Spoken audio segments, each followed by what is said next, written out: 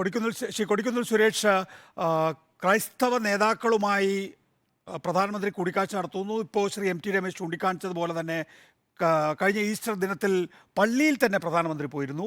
ഇത്തവണ ക്രിസ്മസിനെ പ്രധാനമന്ത്രി അങ്ങോട്ടേക്ക് വിളിക്കുകയാണ് എന്നുള്ളതാണ്. അപ്പോൾ ഒരു പാലം പണിയുക എന്നുള്ളതായിരിക്കും ശ്രീ കൊടിക്കുന്നിൽ. പ്രധാനമന്ത്രിയെ മുന്നിൽ നിർത്തിക്കൊണ്ട് BJP ക്രൈസ്തവ വിഭാഗങ്ങളെ തങ്ങളിലേക്ക് അടുപ്പിക്കാൻ വേണ്ടിയുള്ള ചില നീക്കങ്ങളാണ് നടത്തുന്നത്. ഇപ്പൊ നമുക്കെല്ലാവർക്കും അറിയാം, നരേന്ദ്രമോദി ഇന്ത്യയുടെ പ്രധാനമന്ത്രിയായിട്ട് 10 വർഷമായി. കഴിഞ്ഞ 8 വർഷവും ക്രൈസ്തവരോട് യാതൊരു താല്പര്യം കാണിക്കാത്ത, ക്രൈസ്തവ വിഷയങ്ങളിൽ ഇടപെടാത്ത, രാജ്യത്തിന്റെ പല ഭാഗത്തും ക്രൈസ്തവരെ ആക്രമിക്കുകയും കരോൾ അലങ്കോലപ്പെടുത്തുകയും ബൈബിളുകൾ കത്തിക്കുകയും കുരിശടികൾ തകർക്കുകയും ചെയ്ത് ഉത്തരേന്ത്യയിൽ ആകമാനം മിഷണറി പ്രവർത്തനം നടത്തുന്നവരെയൊക്കെ സംഘപരിവാറിന്റെ സംഘടനകൾ ആക്രമിക്കുകയും ചെയ്തപ്പോൾ ഞങ്ങളത് പാർലമെന്റിൽ വരെ പ്രതിഷേധം ഉയർത്തുകയും പ്രധാനമന്ത്രിയെ കാണാൻ ആഗ്രഹിക്കുകയും ചെയ്തിട്ട് പോലും ഞങ്ങളെ കാണാനോ പാർലമെന്റിൽ അത് ഉന്നയിക്കാനോ അനുവദിക്കാത്ത ഒരു ഗവൺമെന്റിന്റെ തലവനാണ് പ്രധാനമന്ത്രി. അദ്ദേഹം ഇപ്പോൾ തെരഞ്ഞെടുപ്പ് വരുന്ന ഈ ഒരു പ്രത്യേക സാഹചര്യത്തിൽ അദ്ദേഹം മതമേലധ്യക്ഷന്മാരെയും ക്രൈസ്തവ വിഭാഗത്തിൽപ്പെട്ടവരെയൊക്കെ വിളിച്ച് ക്രിസ്മസ് വിരുന്ന് കൊടുക്കുന്നതിന്റെ ഉദ്ദേശം എന്താണെന്ന് സാമാന്യ ബുദ്ധിയുള്ള എല്ലാവർക്കും അറിയാം. നമുക്കറിയാം, നമ്മുടെ രാജ്യം മൊത്തം അവിടെയാണ് പ്രധാനം. ശ്രീ കൊടിക്കുന്നിൽ സുരേഷ്, അങ്ങനെ ഒരു ഉദ്ദേശം എല്ലാവർക്കും അറിയാം എന്ന് പറയുമ്പോൾ ക്രൈസ്തവ നേതാക്കൾ പ്രധാനമന്ത്രി വിളിക്കുമ്പോൾ ചെല്ലുകയാണല്ലോ. നോക്കൂ, അവർക്ക് ഈ നിലയിൽ എന്തെങ്കിലും പ്രതിഷേധം ഉണ്ടെങ്കിൽ അവരുടെ മര്യാദ. ഇന്ത്യയുടെ പ്രധാനമന്ത്രി ഒരു വിരുന്നിന് വിളിക്കുമ്പോൾ, ക്രിസ്മസ് പോലെയുള്ള ഒരു ഈവിനെ വിളിക്കുമ്പോൾ സ്വാഭാവികമായും പോകുന്നത് അവരുടെ മാന്യതയും മര്യാദയുമാണ്. അവിടെ അവർ വൈരാഗ്യ ബുദ്ധിയോടുകൂടിയല്ല അവരതിനെ കാണുന്നത്. മറിച്ച് ഇന്ത്യയുടെ പ്രധാനമന്ത്രി വിളിക്കുന്ന ഒരു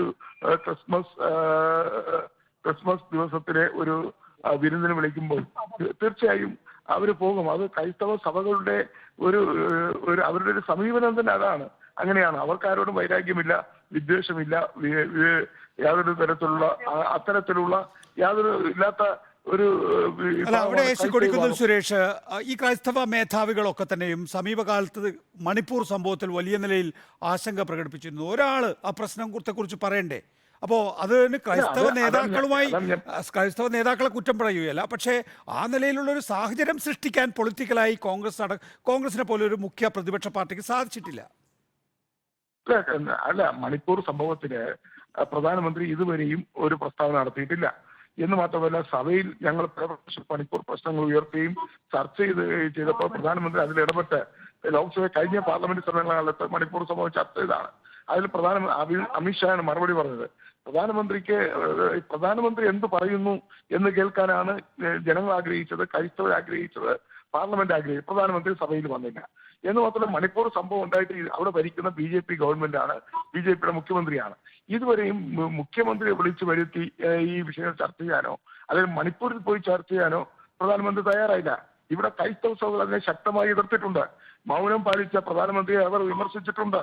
മണിപ്പൂർ സംഭവ വികാസങ്ങൾക്കെതിരായി ക്രൈസ്തവ മത മേലധ്യക്ഷന്മാരും CBCI, Catholic bishop conference of India ഉൾപ്പെടെയുള്ള എല്ലാ സംഘടനകളും അതിശക്തമായി കേന്ദ്ര ഗവൺമെന്റിന്റെ നടപടി വിമർശിച്ചിട്ടുണ്ട്. പ്രധാനമന്ത്രിയുടെ നിലപാടിനെ അവർ വിമർശിച്ചിട്ടുണ്ട്.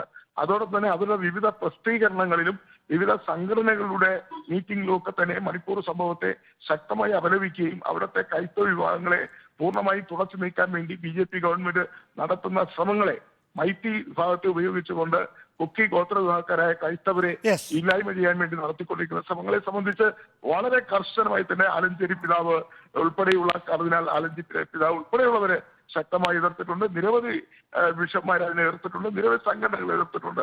അവരുടെ നിരവധി പ്രസിദ്ധീകരണങ്ങളിൽ ശക്തമായി തന്നെ അത് വരികയും ചെയ്തിട്ടുണ്ട്. അതുകൊണ്ട് അവരെ എതിർക്കേണ്ട സമയത്ത് എതിർക്കും, അഭിപ്രായം പറയേണ്ട സമയത്ത് അഭിപ്രായം പറയുന്ന ഒരു വ്യത്യാസവും വരുത്തിയിട്ടില്ല. പക്ഷേ ക്രിസ്മസ് പോലെയുള്ള ഒരു പ്രധാനപ്പെട്ട ചടങ്ങിന് പ്രധാനമന്ത്രി ആദ്യമായി ക്രൈസ്തവ മേലധ്യക്ഷന്മാരെ വിളിച്ച് അല്ലെങ്കിൽ ക്രൈസ്തവ വിഭാഗത്തിൽപ്പെട്ടവരെ വിളിച്ച് ഒരു വിരുന്ന് കൊടുക്കുന്നതിൽ നിന്ന് അവര് മാറി നിൽക്കേണ്ട സാഹചര്യമില്ല. കൊടിക്കുന്നിൽ സുരേഷ്, നന്ദി സഹകരിച്ചതിന്.